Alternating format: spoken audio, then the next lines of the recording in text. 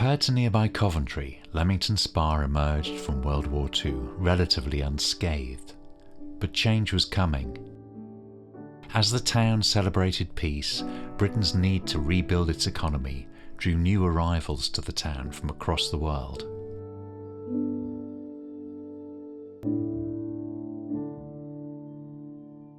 After the war, there were deliberate attempts to recruit workers into the United Kingdom.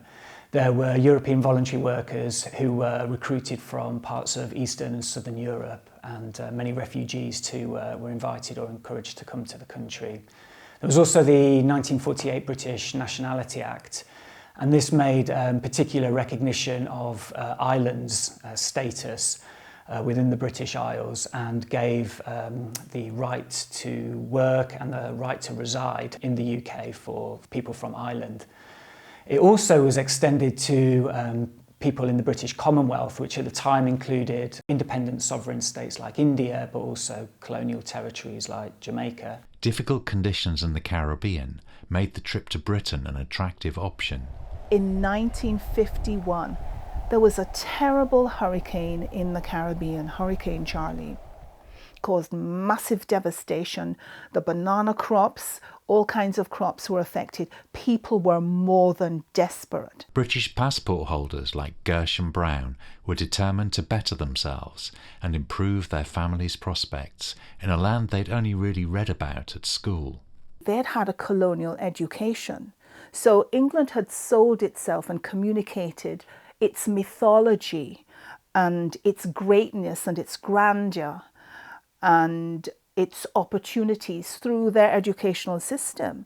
So they knew the Wordsworth, I wandered lonely as a cloud that floats on high, or vale and hill, when all at once I saw a cloud, a host of golden daffodils. Daffodils, to my knowledge, don't grow in Jamaica. But they knew all about daffodils. In the books they had at school, they saw double-decker buses. They knew about Dick Whittington. They knew all the stories that an English child would have learned. The reality of life in England was not what they were expecting. Nobody wanted them. They saw the signs. No blacks, no dogs, no Irish. And how did this work itself out in terms of finding a place here in Leamington? Only Asian families allowed them to rent a room or rent a flat. My first memory of living here in Leamington was in a flat on Clarendon Avenue. So we lived on the first floor, and on the ground floor was an Asian family. And if you speak to many other Caribbean people, this is the reality. Nobody wanted them. They shut the doors in their faces.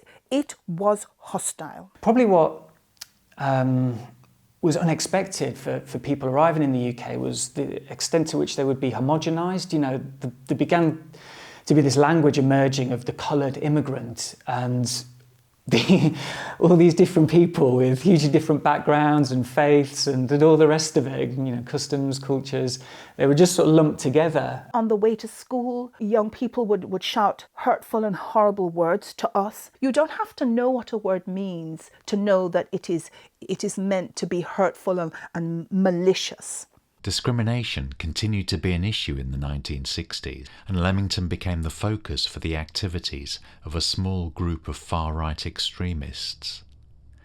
In response, minority communities and the local authorities began to work together to try and combat racism through newly formed groups like the Interracial Committee, the Police Forum, and the Community Relations Council. There was an effort in the community. White people of conscience, black people under my father's leadership, Asians coming together to look this thing straight in the face, to say, what are we going to do? And the only way it's going to be better is if we come together.